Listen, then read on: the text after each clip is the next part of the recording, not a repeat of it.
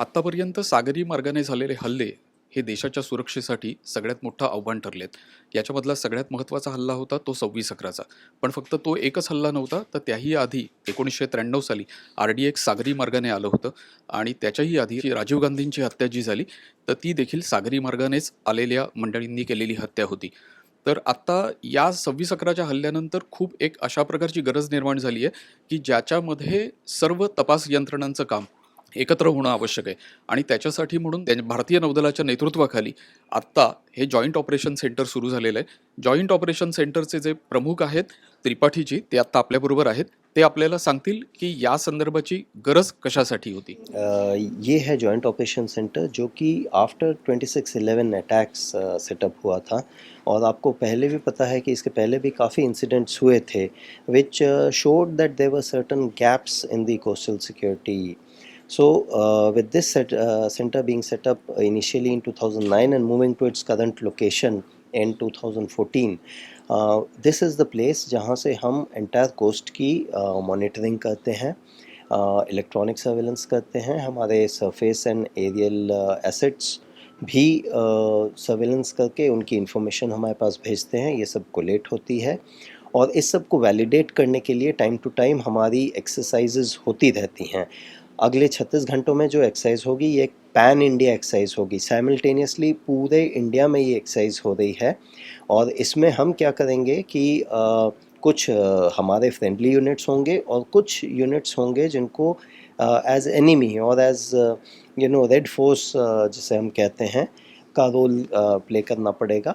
तो उनका एम रहेगा कि एग्जिस्टिंग स्ट्रक्चर में से कैसे अपनी कार्रवाई को अंजाम दें, और जो हमारे यूनिट्स हैं उनका वही रोल रहेगा जो नॉर्मल टाइम में रहता है, as to how to stop any violation of the coastal security.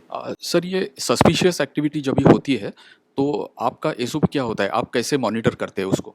जैसा कि मैंने बताया, यहाँ पे इलेक्ट्रॉनिक सर्वेलेंस होता है, हमारे पास सरफेस यूनिट्स रहते हैं, एरियल मॉनिटरिंग होती है। सरफेस यूनिट्स यानी कि शिप्स जो मॉनिटर करते रहते हैं, फिशरमैन हैं जो कि आइज़ एंड ईयर्स हैं, हमारे पास उनसे इन्फॉर्मेशन मिलती है। और बहुत सारे स्टेक होल्डर्स हैं, जैसे कस्टम्स है जो अपनी पेट्रोलिंग करते हैं, मरीन पुलिस पेट्रोलिंग करता है। At times we get information from DGLL and DG shipping that there is something suspicious, that all that information comes to us. We know who all are at sea at that point of time, so we task them to carry out the initial investigation. We can while we augment our forces, अगर कोई है कहीं पे हमें अपने forces का location पता है, हम उन्हें वहाँ पे इन्वेस्टिगेट करने को बोलते हैं। अगर हमें चाहिए कि हमें और इन डेप्थ इन्वेस्टिगेशन करना है, कुछ और चाहिए, तो through electronic surveillance as well as हमारे जो एसेट्स डिप्लॉयड हैं उनके थ्रू हम और इन डेप्थ ये भी कर सकते हैं, इन्वेस्टिगेशन कर सकते हैं। ये इन्फॉर्मेशन, कोई भी इन्फॉर्मेशन हमें मिलती है, हम एक ही साथ सारे स्टेक होल्डर्स के साथ शेयर करते हैं, उनके इनपुट्स लेते हैं, उस इन्फॉर्मेशन को कोलेट करते हैं, उसको एनालाइज करते हैं, उसमें से एक्चुअल इंटेलिजेंस की जो उसमें जो एक्चुअल इंटेलिजेंस की जो बात है उसको निकाला जाता है। Again, we share it with all of them, so that the aim is not the aim is to get everybody on a common and enhanced grid of information sharing and information awareness।